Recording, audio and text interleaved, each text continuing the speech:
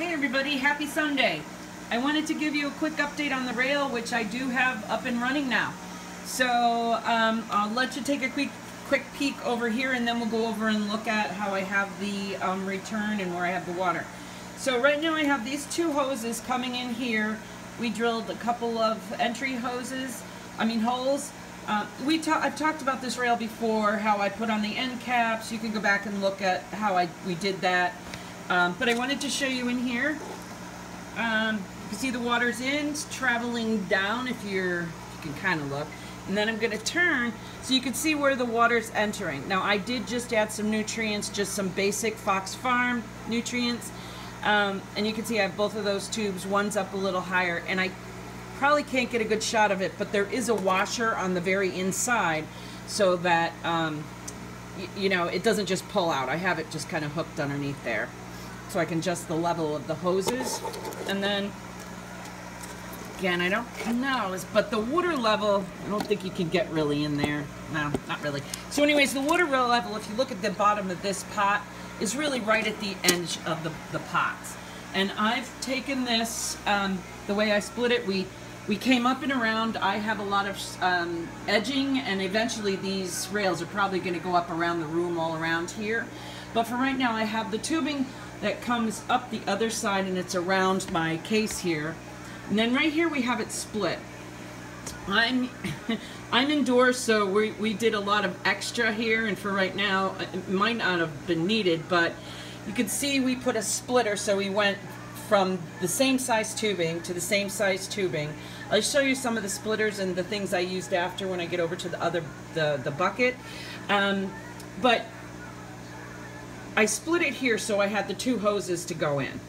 And we added these extra pieces, the hosing clamps, just because of me being indoors. I want to make sure I don't have any leaks. So you can see that there. And then the rail comes all the way down here. And I have 3-inch net pots, and you can see pretty much, I have it, so you see, I have it up on some styrofoam right at the bottom here, just to give it a little angle while I'm experimenting with return time and, really what's going on. But here's my drain, right? So you can see that it's maybe halfway up the rail inside. I did leave the extra gutter, the block in there, and then the filter part where it kind of will pull out anything big that comes down there. I did leave that in there for now because the plants I'm going to be putting in here are really small. So when the roots grow, then I'll take that out. I have that covered just sort of with that so you can see. But then it comes down, the drain there, all by gravity.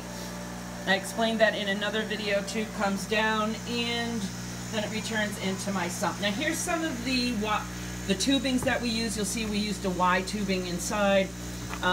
This is converged from one size hose to another, but that's basically what it looks like. Some grommets and then some wire washers. So let me lift this lid. Now I put the hole in here because my return, I actually want it to drip a little bit when it goes in. You'll see.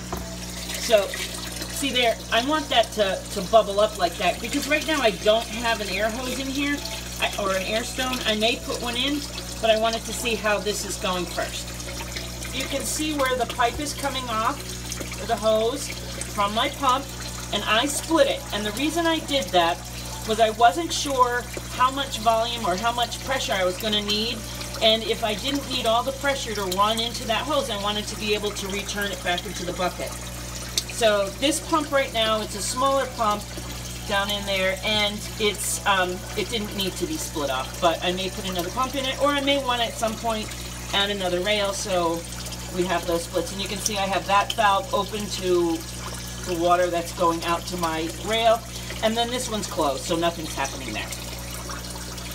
On this lid, I am going to make it so that the hose going out to the rail, which right now is back here, you can see I have it looped up and around and going there.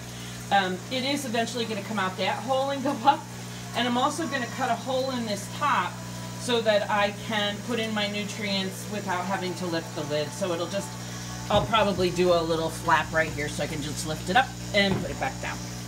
So I think that's kind of it. If you have additional questions on the sizing of the hoses I use, it doesn't matter so much as the hose you have going up should be kind of small so that you have pressure, and then the hose coming down, because I'm using gravity, I want that to be able to be you know, big. Right now I have this kind of tubing on here because I want to be able to play with it, move around, do different things, and if I put PVC in here, like the rail, you know, this is obviously a fence rail, but if I put in this kind of rail all the way around, then I'm limited immediately to what I can do. So later on today, I'm going to be putting some plants in here, and I'll get back to you with how it looks when I do a full garden update, and more to come.